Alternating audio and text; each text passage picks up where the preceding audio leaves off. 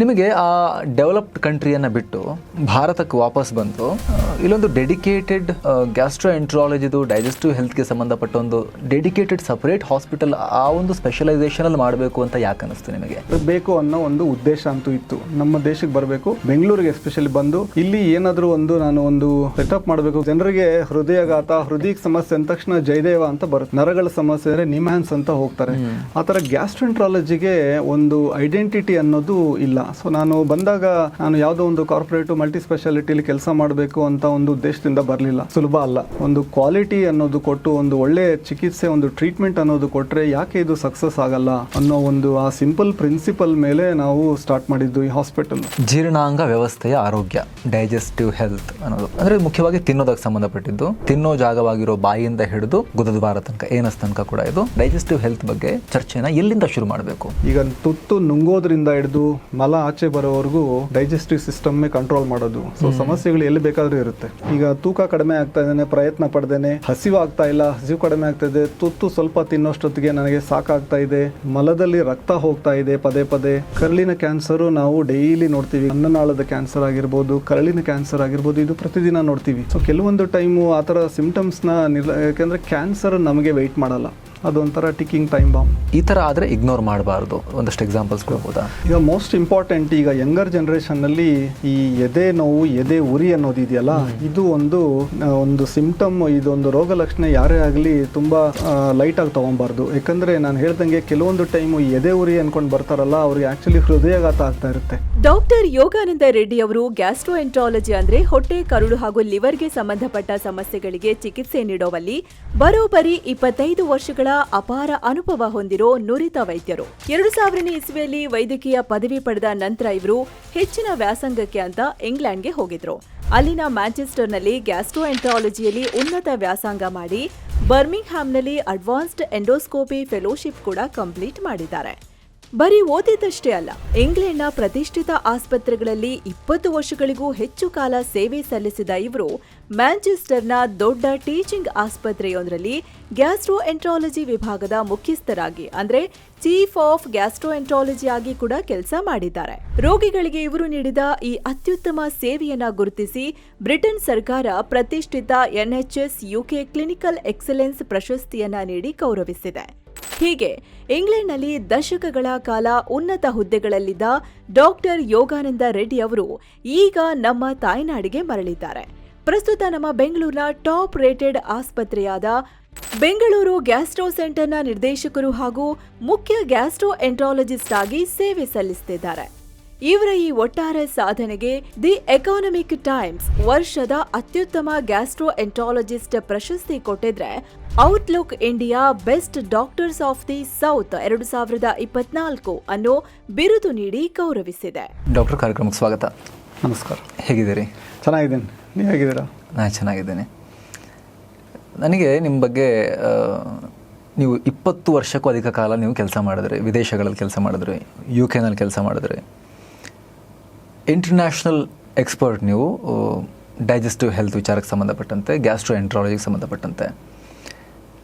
ನಿಮಗೆ ಆ ಡೆವಲಪ್ಡ್ ಕಂಟ್ರಿಯನ್ನು ಬಿಟ್ಟು ಭಾರತಕ್ಕೆ ವಾಪಸ್ ಬಂದು ಇಲ್ಲೊಂದು ಡೆಡಿಕೇಟೆಡ್ ಗ್ಯಾಸ್ಟ್ರೋಎಂಟ್ರಾಲಜಿದು ಡೈಜೆಸ್ಟಿವ್ ಹೆಲ್ತ್ಗೆ ಸಂಬಂಧಪಟ್ಟ ಒಂದು ಡೆಡಿಕೇಟೆಡ್ ಸಪರೇಟ್ ಹಾಸ್ಪಿಟಲ್ ಆ ಒಂದು ಸ್ಪೆಷಲೈಸೇಷನಲ್ಲಿ ಮಾಡಬೇಕು ಅಂತ ಯಾಕೆ ಅನ್ನಿಸ್ತು ನಿಮಗೆ? ಈಗ ನೋಡಿ, ಡೈಜೆಸ್ಟಿವ್ ಸಮಸ್ಯೆಗಳನ್ನೋದು, ಈಗ ನೀವು ಒಂದು ರ್ಯಾಂಡಮ್ ಆಗಿ ಒಂದು ಇಂಟರ್ವ್ಯೂ ತೊಗೊಳ್ಳಿ, ರೋಡಲ್ಲಿ ಹೋಗಿ ಎಲ್ಲೋ ಬ್ಯುಸಿ ಸ್ಟ್ರೀಟಲ್ಲಿ ಒಂದು 10 ಜನನ ಇಂಟರ್ವ್ಯೂ ಮಾಡಿ, ಅದರಲ್ಲಿ ಒಂದು 3 ಜನ ಆದರೂ ಹೊಟ್ಟೆ ಸಮಸ್ಯೆ ಏನೋ ಒಂದು ಹೇಳ್ತಾರೆ, ಗ್ಯಾಸ್ಟ್ರಿಕ್ ಅನ್ನೋ ಒಂದು ಪದ ಯೂಸ್ ಮಾಡಿ.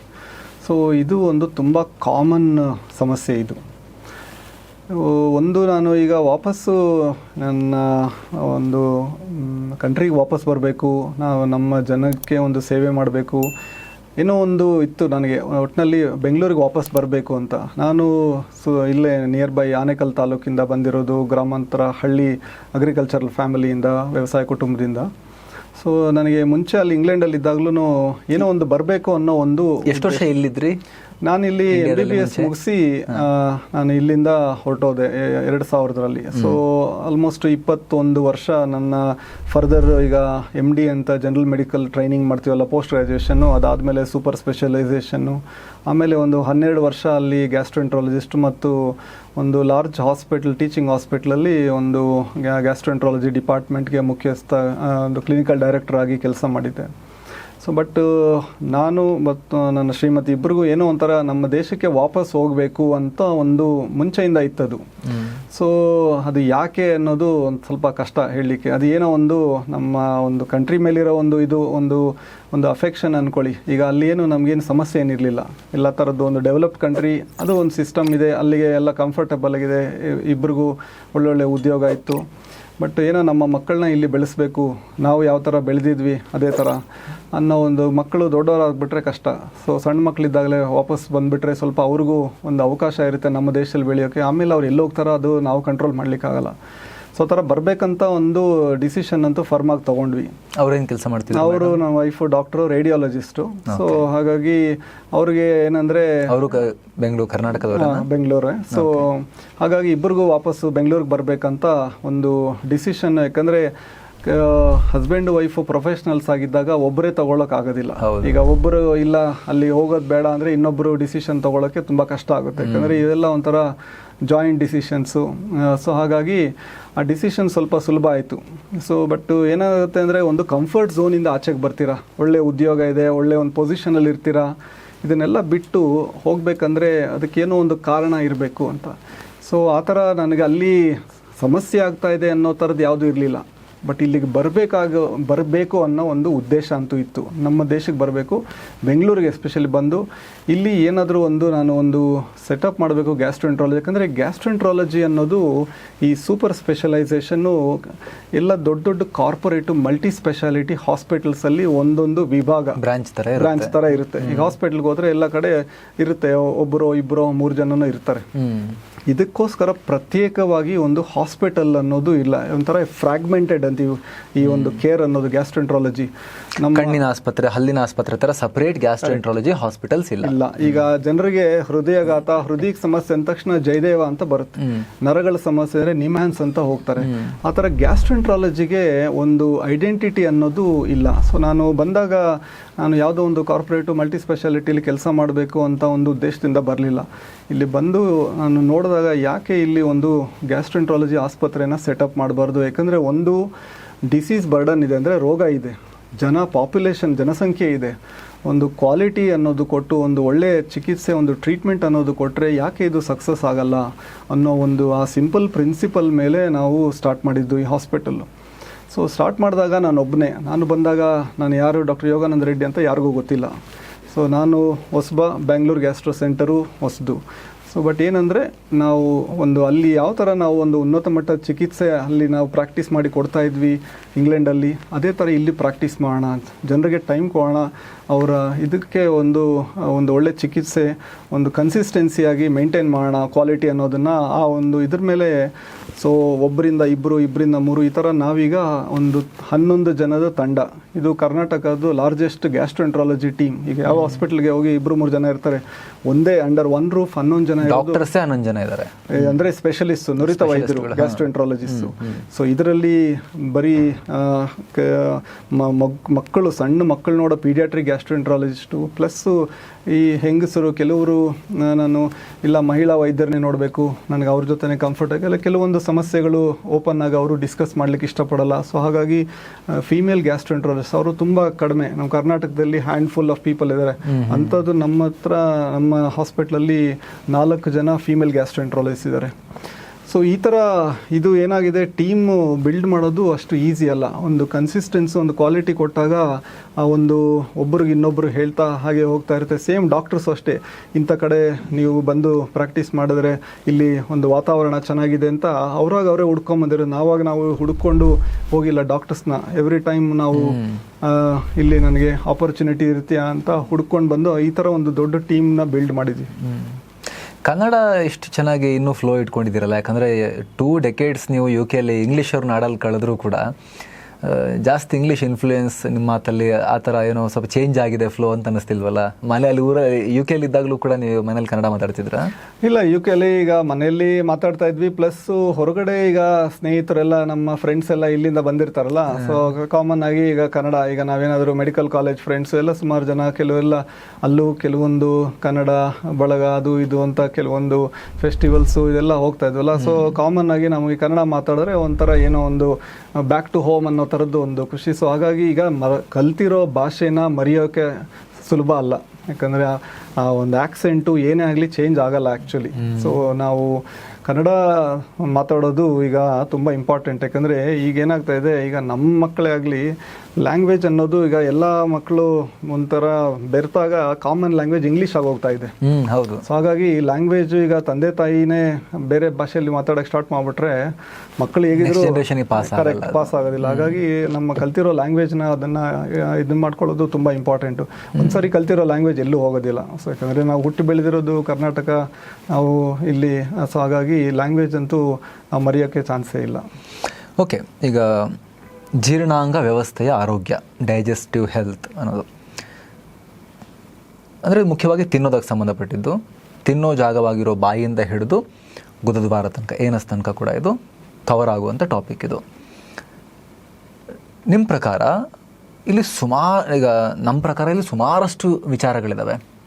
ಇಲ್ಲಿಂದ ಶುರುವಾಗಿ ಅಲ್ಲಿ ತನಕ ಸುಮಾರಷ್ಟು ವಿಚಾರಗಳಿದೆ, ಸುಮಾರಷ್ಟು ಆರ್ಗನ್ಸ್ ಬರುತ್ತೆ. ಮಾತಾಡೋಕ್ಕೆ ಎಲ್ಲಿಂದ ಶುರು ಮಾಡಬೇಕು ಅನ್ನೋದೇ ನಿಮಗೆ ಒಬ್ಬ ಲೇಮನ್ಗೆ ಕನ್ಫ್ಯೂಷನ್ ಆಗ್ಬೋದು. ನಿಮ್ಮ ಪ್ರಕಾರ ನಾವು ಡೈಜೆಸ್ಟಿವ್ ಹೆಲ್ತ್ ಬಗ್ಗೆ ಚರ್ಚೆನ ಎಲ್ಲಿಂದ ಶುರು ಮಾಡಬೇಕು? ನೋಡಿ, ಡೈಜೆಸ್ಟಿವ್ ಹೆಲ್ತ್ ಅನ್ನೋದು ತುಂಬ, ನೀವು ಹೇಳ್ದಂಗೆ ತುಂಬ ಬ್ರಾಡ್ ಟಾಪಿಕ್ ಇದು. ಯಾಕಂದರೆ ಡೈಜೆಸ್ಟಿವ್ ಸಿಸ್ಟಮ್ಮೇ second largest organ system in the body. ಯಾಕಂದರೆ ಇದರಲ್ಲಿ ನಮ್ಮ ಅನ್ನನಾಳ, ಜಠರ, ಸಣ್ಣ ಕರಳು, ದೊಡ್ಡ ಕರಳು, ಗುದದ್ವಾರ, ಯಕೃತ್ತು, ಲಿವರು, ಪ್ಯಾಂಕ್ರಿಯಸ್, ಮೇದೋದಾರಕ ಗ್ರಂಥಿ, ಪಿತ್ತಕೋಶ ಇವೆಲ್ಲ ಕವರ್ ಆಗುತ್ತೆ. ಹಾಗಾಗಿ ರೋಗ ಎಲ್ಲಿ ಬೇಕಾದರೂ ಇರುತ್ತೆ. ಬಟ್ ಕಾಮನ್ ಆಗಿ ಜನರಿಗೆ ಗೊತ್ತಿರೋ ಒಂದು ಸರ್ವೇ ಸಾಮಾನ್ಯ, ಪ್ರತಿಯೊಬ್ಬರು ಒಂದು ಕಾಮನ್ ಆಗಿ ಯೂಸ್ ಮಾಡೋ ಪದ ಗ್ಯಾಸ್ಟ್ರಿಕ್ ಸಮಸ್ಯೆ ಅಂತ. ಆ ಗ್ಯಾಸ್ಟ್ರಿಕ್ ಸಮಸ್ಯೆ ಅನ್ನೋ ಒಂದು ಅಂಬ್ರೆಲಾ ಟರ್ಮ್ ಇಟ್ಕೊಂಡು ಅವರಿಗೆ ಕೆಲವೊಂದು ಟೈಮು ಕರಳಿನ ಕ್ಯಾನ್ಸರ್ ಆಗಿರ್ಬೋದು, ಜಠರದ ಕ್ಯಾನ್ಸರ್ ಆಗಿರ್ಬೋದು, ಲಿವರ್ ಸಮಸ್ಯೆ ಆಗಿರ್ಬೋದು, ಎಲ್ಲದನ್ನು ಅದನ್ನು ಒಂದು ಗ್ಯಾಸ್ಟ್ರಿಕ್ ಸಮಸ್ಯೆ ಇದೆ ನನಗೆ ಅಂತ ಒಂದು ಬ್ರಾಡ್ ಟರ್ಮಲ್ಲಿ ಹೇಳ್ಬಿಡ್ತಾರೆ. ಇದೊಂಥರ ನಮ್ಮ ದೇಶಕ್ಕೆ ತುಂಬ ಸೀಮಿತವಾಗಿರುವಂಥ ಪದ. ಈಗ ನಾನು ಅಲ್ಲಿ ಇಂಗ್ಲೆಂಡಲ್ಲಿ ಇದ್ದಾಗ ನಾನು ಯಾವುದೇ ಪೇಷಂಟ್ ಬಂದು ನನಗೆ ಗ್ಯಾಸ್ಟ್ರಿಕ್ ಸಮಸ್ಯೆ ಆಗಿದೆ ಅಂತ ಯಾರೂ ಹೇಳ್ತಾ ಇರಲಿಲ್ಲ. ಅವರ ಪ್ರಾಬ್ಲಮ್, ರೋಗ ಲಕ್ಷಣ ಏನಿದೆ, ಅವರ ಸಮಸ್ಯೆ ಏನಿದೆ ಹೇಳ್ತಾಯಿದ್ರು. ನನಗೆ ಹೊಟ್ಟೆ ನೋವಿದೆ, ಹೊಟ್ಟೆ ಉಬ್ಬುತ್ತಾ ಇದೆ, ಅಥವಾ ನನಗೆ ಮಲಬದ್ಧತೆ ಇದೆ, ನನಗೆ ಒಂಥರ ಈ ಹುಳಿ ನೀರು ಮೇಲೆ ಬರ್ತಾ ಇದೆ, ಈ ಥರ ಸ್ಪೆಸಿಫಿಕ್ ಆಗಿ ಸಿಂಪ್ಟಮ್ ಹೇಳೋರು. ಇಲ್ಲಿ ಕೆಲವು ಟೈಮ್ ನೋಡ್ತೀನಲ್ಲ, ಬಂದ ತಕ್ಷಣ ಸರ್ ನನಗೆ ಗ್ಯಾಸ್ಟ್ರಿಕ್ ಆಗಿದೆ ಡಯಾಗ್ನೋಸಿಸ್, ಅವ್ರಿಗೆ ಸಮಸ್ಯೆ ಹೊಟ್ಟೆದಿರೋದಿಲ್ಲ. ಕೆಲವೊಂದು ಟೈಮ್ ಏನೋ ಬೆನ್ನೋವೋ ಇನ್ನೊಂದೇನೋ ಇರುತ್ತೆ. ಪಕ್ಕದ ಮನೆಯವರು ಯಾರೋ ಫ್ರೆಂಡೋ ಹೇಳಿರ್ತಾರೆ, ಇಲ್ಲಪ್ಪ ಇದು ಗ್ಯಾಸ್ಟ್ರಿಕ್ ಆಗಿದೆ ನಿನಗೆ ಅಂತ. ಹಂಗಂತೇಳಿ ಅವರೇ ಒಂದು ಯಾವುದೋ ಒಂದು ಆ್ಯಂಟಾಸಿಡ್ಡು ಗ್ಯಾಸ್ಟ್ರಿಕ್ ಮಾತ್ರೆ ತೊಗೊತಾ ಹೋಗ್ತಾ ಇರ್ತಾರೆ. ಅದೇನು ಅದರಿಂದ ಪರಿಹಾರ ಆಗಲ್ಲ. ಆಮೇಲೆ ಸರಿ ಹೋಗೋಣ ಗ್ಯಾಸ್ಟ್ರಿಕ್ ಇದೆ ಅಂತ. ಸೊ ಆ ಥರ ಈ ಗ್ಯಾಸ್ಟ್ರಿಕ್ ಅನ್ನೋ ಒಂದು ಪದ ತುಂಬ ಕಾಮನ್ ಆಗಿ ಎಲ್ಲ ಥರದ್ದು ಸಮಸ್ಯೆಗಳಿಗೂ ತುಂಬ ಲೂಸಾಗಿ ಯೂಸ್ ಮಾಡ್ತಾ ಇರ್ತಾರೆ. ಕೆಲವೊಂದು ಟೈಮ್ ಅದು ಏನಾಗುತ್ತೆ ಅಂದರೆ, ಈಗ ನಾವು ಹಾಸ್ಪಿಟಲ್ಸಲ್ಲಿ ನೈಟ್ ಟೈಮು ನನಗೆ ಗ್ಯಾಸ್ಟ್ರಿಕ್ ಆಗಿದೆ ಅಂತ ಬರ್ತಾರೆ, ಎದೆ ಉರಿ ಅಂತ. ಅಲ್ಲಿ ECG ಮಾಡಿ ನೋಡಿದ್ರೆ ಅವರಿಗೆ ಹೃದಯಘಾತ ಆಗ್ತಾ ಇರುತ್ತೆ. ಸೊ ಆ ಥರ ಕೆಲವೊಂದು ಟೈಮು ಮೇಜರ್ ಡಿಸೀಸಸ್ನ ಮಿಸ್ ಮಾಡ್ಕೊತಾ ಇರ್ತಾರೆ.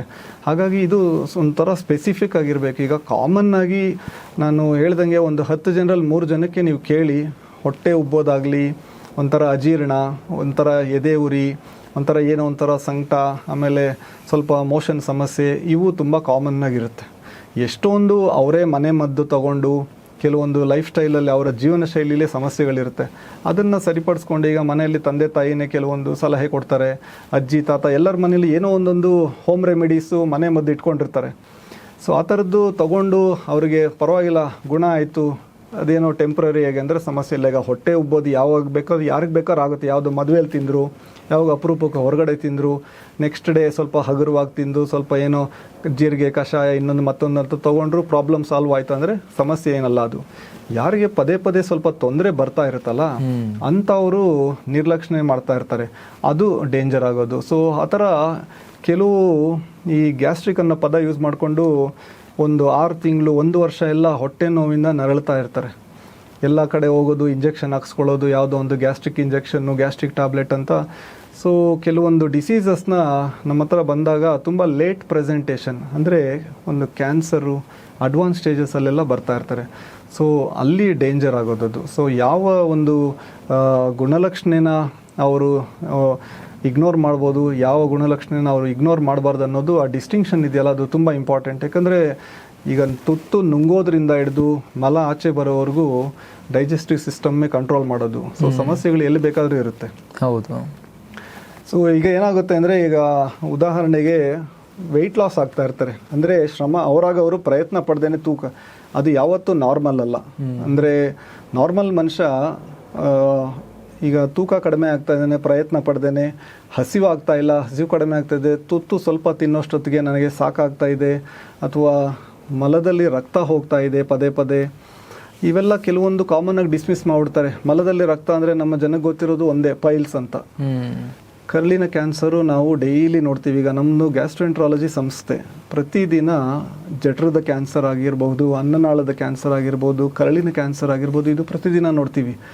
ಸೊ ಕೆಲವೊಂದು ಟೈಮು ಆ ಥರ ಸಿಮ್ಟಮ್ಸ್ನ ಯಾಕೆಂದರೆ ಕ್ಯಾನ್ಸರ್ ನಮಗೆ ವೆಯ್ಟ್ ಮಾಡಲ್ಲ, ಅದೊಂಥರ ಟಿಕ್ಕಿಂಗ್ ಟೈಮ್ ಬಾಂಬ್. ಕೆಲವೊಂದು ಸ್ವಲ್ಪ ಡಿಲೇ ಆದ್ರೂ ಪರವಾಗಿಲ್ಲ. ಸೊ ಆ ಥರ ಕೆಲವೊಂದು ಸಿಮ್ಟಮ್ಸ್ ಅನ್ನೋದು ಸ್ವಲ್ಪ ಅಲಾರ್ಮ್ ಸಿಮ್ಟಮ್ಸ್ ಅಂತ ಹೇಳ್ತೀವಿ.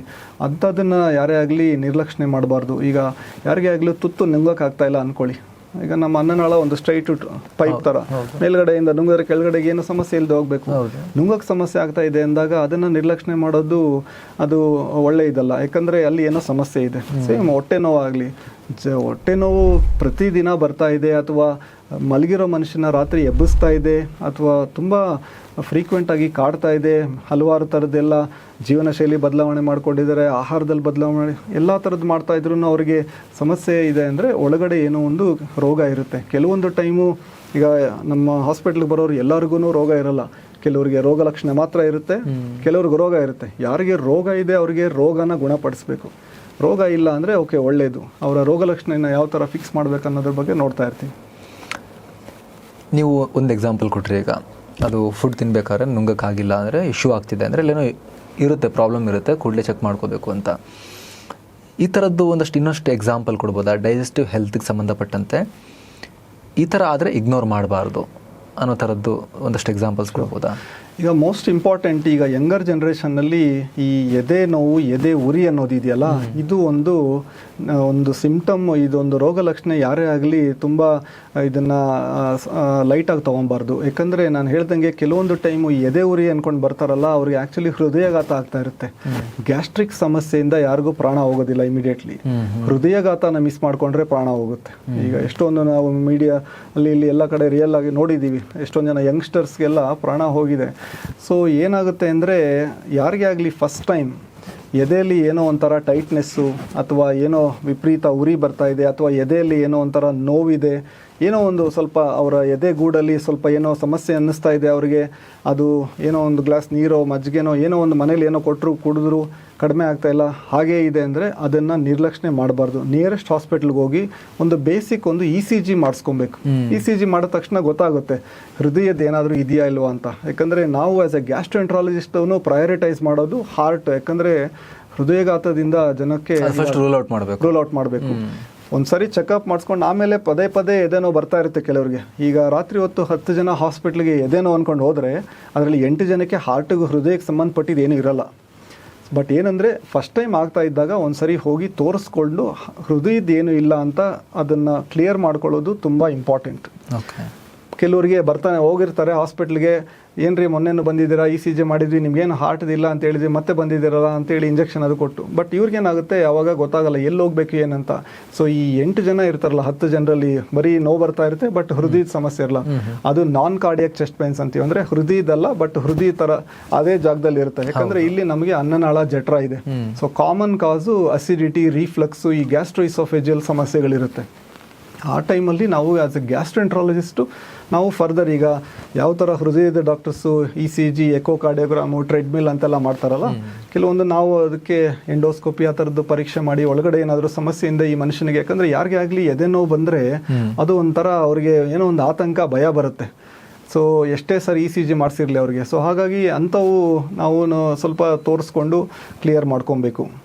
ಇನ್ನು ಈ ಒಂದು ಕಾಮನ್ ಆಗಿ ನಾನು ನೋಡ್ತಾ ಇರೋದು, ರಿಪೀಟೆಡ್ ಆಗಿ ನಾವು ಇದ್ರ ಬಗ್ಗೆ ಎಂಫಸೈಸ್ ಮಾಡ್ತಾ ಇರ್ತೀವಿ, ರಕ್ತ ಹೋಗೋದು ಮಲದಲ್ಲಿ. ಇದಕ್ಕೆ ಎಲ್ಲರ ಹತ್ರನೂ ಏನೋ ಒಂದು ಔಷಧಿ, ಹಲವಾರು ನಾಟಿ ಔಷಧಿ ಅಂತ ಎಲ್ಲ ಥರ ಕಡೆ ಹೋಗ್ತಾ ಇರ್ತಾರೆ. ಫೇಕ್ ಡಾಕ್ಟರ್ಸ್ ಎಲ್ಲ ಸುಮಾರು ಜನ ಇದ್ದಾರೆ ಇದರಲ್ಲಿ. ಹೌದು. ಸೊ ಇದು ಅನ್ಫಾರ್ಚುನೇಟ್ಲಿ ನಮ್ಮ ದೇಶದಲ್ಲಿ ಇದು ಒಂದು ಸೀರಿಯಸ್ ಇಶ್ಯೂ ಇದು. ಯಾಕಂದರೆ ಜನರು ಏನು ಮಾಡ್ತಾರೆ, ಕೆಲವೊಂದು ಟೈಮು ಸ್ಪೆಷಲಿಸ್ಟ್ ಹತ್ರ ಹೋದರೆ ಏನು ಹೇಳ್ತಾರೋ, ಏನು ಕತೆನೋ, ಏನಾದರೂ ಟೆಸ್ಟ್ಗಳು ಹೇಳ್ಬಿಡ್ತಾರಾ ಅನ್ನೋ ಒಂದು ಭಯ ಇದೆ. ಇಲ್ಲಿ ಕಮ್ಮಿಲಾಗ್ಬಿಡುತ್ತೆ ಅಂತ ಅನ್ಕೊಂಡು. ಕರೆಕ್ಟು. ಸೊ ಅವರು ಡಾಕ್ಟರ್ಸೇ ಅಲ್ಲ. ಈಗ ಹೊರಗಡೆ ದೇಶಗಳಲ್ಲಿ ಈ ಥರದವರೆಲ್ಲ ಪ್ರಾಕ್ಟೀಸ್ ಮಾಡಲಿಕ್ಕೆ ಆಗೋದಿಲ್ಲ. ಬಟ್ ಇಲ್ಲಿ ಸಿಸ್ಟಮ್ಮು ನಮ್ಮದು ಡಿಫ್ರೆಂಟ್ ಆಗಿದೆ. ಸೊ ಜನ ಕೆಲವರು ಅದನ್ನು ದುರುಪಯೋಗ ಮಾಡಿಕೊಂಡು, ಕೆಲವರು ಪಾಪ ಅವರ ಆರೋಗ್ಯನೂ ಹಾಳು ಮಾಡ್ಕೊತಾರೆ. ಸೊ ಮಲದಲ್ಲಿ ಈಗ ರಕ್ತ ಕೆಲವರಿಗೆ ಪದೇ ಪದೇ ಬೀಳ್ತಾ ಇರುತ್ತೆ. ನಾವೇ ನೋಡ್ತೀವಿ ನಮ್ಮ ಆಸ್ಪತ್ರೆಯಲ್ಲಿ ನೋಡಿ, ಕೆಲವ್ರಿಗೆ ಹೇಳ್ತೀವಿ ಈ ಥರ ಪರೀಕ್ಷೆ ಮಾಡಬೇಕಂದ್ರೆ, ಇಲ್ಲ ಸರ್ ನಾನು ಊರಬ್ಬದಲ್ಲಿ ತಿಂದೆ, ನಾನು ಬೀಟ್ರೂಟ್ ತಿಂದೆ, 1 ತಿಂಗಳಿಂದ ಚಿಕನ್ ತಿಂದೆ, ಇಂಥವೆಲ್ಲ ಕತೆ ಹೇಳ್ಬಿಟ್ಟು ಅವರೇ ಹೋಗ್ತಾ ಇರ್ತಾರೆ. ಮತ್ತೆ ಇಲ್ಲ ನನಗೆ ಒಳಗಡೆ ಏನು ಸೊ ಎಷ್ಟೊಂದು ಜನಕ್ಕೆ ಈಗ 50 ವರ್ಷಕ್ಕಿಂತ ಕಡಿಮೆ, ಈಗ ಕರಳಿನ ಕ್ಯಾನ್ಸರು ಮುಂಚೆ ಎಲ್ಲ ಸ್ವಲ್ಪ ಏಜ್ ಆಗಿರೋರಲ್ಲಿ ನೋಡ್ತಾ ಇದ್ವಿ, 60, 70. ಈಗ ಅಂಡರ್ 50 ಇಯರ್ಸ್, 40ರಿಂದ 50 ವರ್ಷದವರು ಸುಮಾರು ಜನಕ್ಕೆ ಈಗ ನಾವು ಕರಳಿನ ಕ್ಯಾನ್ಸರು ಇಂಡಿಯಾದಲ್ಲಿ ಜಾಸ್ತಿ ಆಗ್ತಾ ಇದೆ. ಸೊ ಯಾರಿಗಿದೆ ಯಾರಿಗಿಲ್ಲ ಅಂತ ಗೊತ್ತಿಲ್ಲ. ಯಾರಿಗೆ ಮಲದಲ್ಲಿ ಪದೇ ಪದೇ ರಕ್ತ ಬೀಳ್ತಾ ಇದೆ, ಅದನ್ನು ಪೈಲ್ಸ್ ಅಂತ ಅಸ್ಯೂಮ್ ಮಾಡ್ಕೊಬಾರ್ದು. ಪೈಲ್ಸ್ ಇರ್ಬೋದು ಅವ್ರಿಗೆ, ಎಷ್ಟೊಂದು ಜನಕ್ಕೆ ಇರುತ್ತೆ, ಸಮಸ್ಯೆ ಕೊಡದೇನು. ಸೊ ಇದು ಆಮೇಲೆ ಇನ್ನೊಂದು ಪೈಲ್ಸ್ ಟ್ರೀಟ್ಮೆಂಟ್ ತಗೋಬೇಕು, ಇಲ್ಲಾಂದ್ರೆ ಏನು ಅಂತ ಗೊತ್ತಾಗಬೇಕು. ಕರೆಕ್ಟು. ಈಗ ನಾವು ಒಳಗಡೆ ಚೆಕ್ ಮಾಡಿ ಕರಳಲ್ಲಿ ಏನು ಸಮಸ್ಯೆ ಇಲ್ಲ, ಅವ್ರಿಗೆ ರಕ್ತ ಹೋಗ್ತಾ ಅಂದರೆ ಆವಾಗ ಕಾನ್ಫಿಡೆಂಟಾಗಿ ಹೇಳ್ಬೋದು, ಹೌದು ನಿಮಗೆ ಪೈಲ್ಸಿಂದಾನೇ, ಮೇಲ್ಗಡೆಯಿಂದ ಏನು ಸಮಸ್ಯೆ ಇಲ್ಲ ಅಂಥೇಳಿ. ಬಟ್ ಅದನ್ನು ನೋಡ್ದೇ ಕೆಲವೊಂದು ಟೈಮು ಹೇಳಲಿಕ್ಕೆ ಆಗೋದಿಲ್ಲ. ಸೊ ಈ ಹೊಟ್ಟೆ ನೋವು ಅಷ್ಟೇ, ಕೆಲವೊಂದು ಟೈಮು ಈ ಹಲವಾರು ಥರದ್ದು ಮೆಡಿಸಿನ್ಸು ಎಲ್ಲ ತಗೊಂಡು ಈ ನಾರ್ಮಲಿ ಚೆನ್ನಾಗಿ ಆರೋಗ್ಯವಾಗಿರೋ ಲಿವರ್ನ ಹಾಳು ಮಾಡಿಕೊಂಡು ಬರ್ತಾ ಇರ್ತಾರೆ. ಯಾವುದೋ ನಾಟಿ ಔಷಧಿ, ಯಾವುದೋ ಕೆಲವೊಂದು ಟೈಮು ಈಗ ಕೆಲವೆಲ್ಲ ಆಯುರ್ವೇದ ಅದು ಇದು ಅಂತ ಎಲ್ಲ ಇರುತ್ತೆ. ಬಟ್ ಅದು ಯಾವ ಥರ ವೈಜ್ಞಾನಿಕವಾಗಿ ನಾವು ಪರೀಕ್ಷೆ ಮಾಡಿದ್ದೀವಿ, ಅದರಲ್ಲಿ ಏನಿದೆ ಏನು ಅಂತ ನಾವು ನೋಡಬೇಕು.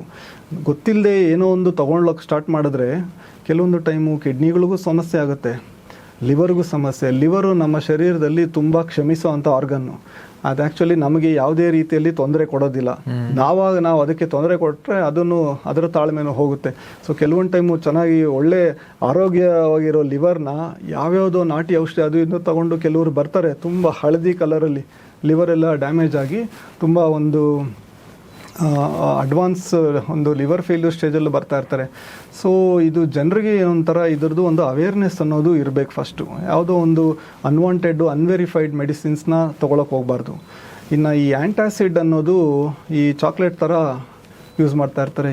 ಅಂದರೆ ಕೆಲವರು ಡಾಕ್ಟರ್ನೇ ನೋಡಿರಲ್ಲ, 5 ವರ್ಷ 10 ವರ್ಷ ಹಿಂಗೆಲ್ಲ ನುಂಗ್ತಾ ಇರ್ತಾರೆ. ಗ್ಯಾಸ್ಟ್ರಿಕ್ ಮಾತ್ರೆ ಎಲ್ಲೋ ಮೆಡಿಕಲ್ ಶಾಪಿಂದ ತೊಗೊಂಡಿರ್ತಾರೆ. ಸ್ವಲ್ಪ ಬೆಟರ್ ಅನಿಸುತ್ತೆ ಅವ್ರಿಗೆ, ಕಂಟಿನ್ಯೂ ಮಾಡ್ತಾ ಹೋಗ್ತಾರೆ. ಅದು ಅವಶ್ಯಕತೆ ಇದೆಯಾ ಇಲ್ವಾ ಏನು ಗೊತ್ತಿಲ್ಲ. ಸೊ ಹಾಗಾಗಿ ಕೆಲವೆಲ್ಲ ತುಂಬ ಆ್ಯಂಟಿಬಯೋಟಿಕ್ ಯೂಸು ಜಾಸ್ತಿ. ಸಣ್ಣ ಪುಟ್ಟದಕ್ಕೆಲ್ಲ 1-2 ಸಾರಿ ಲೂಸ್ ಮೋಷನ್ ಹೋಯ್ತು ಅಂದರೆ ಪಟ್ ಅಂತ ಹೋಗಿ ಅವರೇ ಆ್ಯಂಟಿಬಯೋಟಿಕ್ ಸ್ಟಾರ್ಟ್ ಮಾಡ್ತಾರೆ. ಹಾಗಾಗಿ ಆ್ಯಂಟಿಬಯೋಟಿಕ್ ರೆಸಿಸ್ಟೆನ್ಸ್ ಅನ್ನೋದು ನಮ್ಮ ದೇಶದಲ್ಲಿ ತುಂಬ ಜಾಸ್ತಿ ಆಗ್ತಾ ಇದೆ. ಯಾರಿಗಾದರೂ ಕೆಲವೊಂದು ಟೈಮು ತುಂಬ ಸೀರಿಯಸ್ ಆಗಿ ICU ಕ್ರಿಟಿಕಲ್ ಕೇರಲ್ಲಿ ಅಡ್ಮಿಟ್ ಮಾಡಿದಾಗ ಕೆಲವರಿಗೆ 3-4 ಟೈಪ್ ಆ್ಯಂಟಿಬಯೋಟಿಕ್ ಕೊಡಬೇಕಾಗಿ ಬರ್ತಾ ಇದೆ. ಯಾಕಂದರೆ ಅವ್ರಿಗೆ ಬಾಡಿಯಲ್ಲಿ ರೆಸಿಸ್ಟೆನ್ಸ್ ಡೆವಲಪ್ ಆಗೋಗಿದೆ. ಸಣ್ಣ ಪುಟ್ಟದಕ್ಕೆಲ್ಲ ಸ್ವಲ್ಪ ನೆಗಡಿ, ಕೆಮ್ಮು, ಸ್ವಲ್ಪ ಗಂಟ್ಲು ನೋವು ಎಲ್ಲದಕ್ಕೂ ಆ್ಯಂಟಿಬಯೋಟಿಕ್ ತೊಗೊತಾ ಇರ್ತಾರೆ.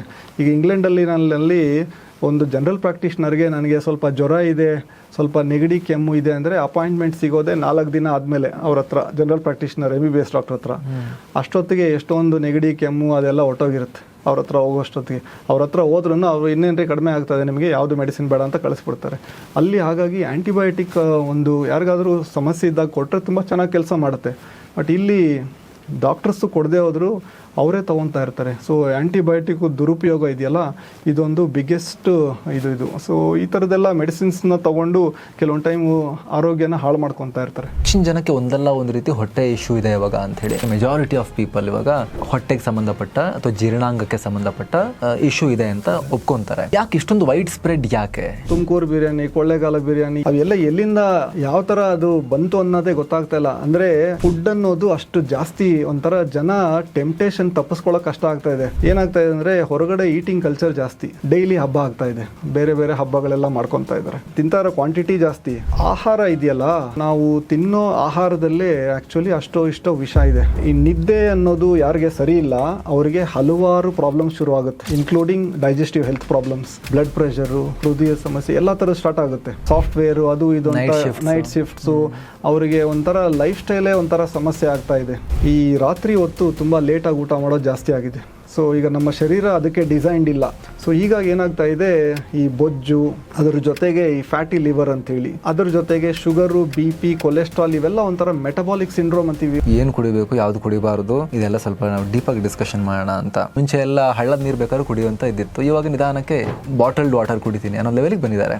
ಅಂದರೆ ಬಾಡಿ ಒಳಗೆ ಹೋಗೋದು ಮಾರಾಯ, ಅದು ನೀರು ದೇಹದ ಒಳಗೆ ಹೋಗೋದು ಸ್ವಲ್ಪ ಕ್ಲೀನ್ ಆಗಿರಬೇಕು ಅಂತ. ಏನು ತಿನ್ನಬೇಕು, ಏನು ತಿನ್ನಬಾರ್ದು, ಫಸ್ಟಿಗೆ ನಾವು ಏನು ಫಿಲ್ಟರ್ ಔಟ್ ಮಾಡಿ ಸಾಕ್ಬಿಡ್ಬೇಕು. ಈಗ ನೀವು ಹೇಳ್ದಂಗೆ ನೀರು ಎಲ್ಲ ಸ್ವಲ್ಪ ಜನ ಈಗ ಒಂದು ಅವೇರ್ನೆಸ್ ಬಂದಿರೋದ್ರಿಂದ ಏನಾಗ್ತಾ ಇದೆ, ಈ ಸಾಂಕ್ರಾಮಿಕ ರೋಗಗಳು, ಕಮ್ಯುನಿಕೇಬಲ್ ಡಿಸೀಸಸ್ ಅನ್ನೋದು ಕಡಿಮೆ ಆಗ್ತಾ ಇದೆ. ಅವ್ರನ್ನ ಮಿರರ್ ಮುಂದೆ ನಿಲ್ಲಿಸ್ಬಿಟ್ಟು ಶರ್ಟ್ನಿಂಗ ಮೇಲೆ ಎತ್ತಿ ನೋಡಿ, ಎಷ್ಟು ಜನಕ್ಕೆ ಹೊಟ್ಟೆ ಫ್ಲಾಟ್ ಆಗಿದೆ, ಸುಮಾರು ಜನಕ್ಕೆ ಅಷ್ಟೋ ಸ್ವಲ್ಪ ಬೊಜ್ಜಿದೆ.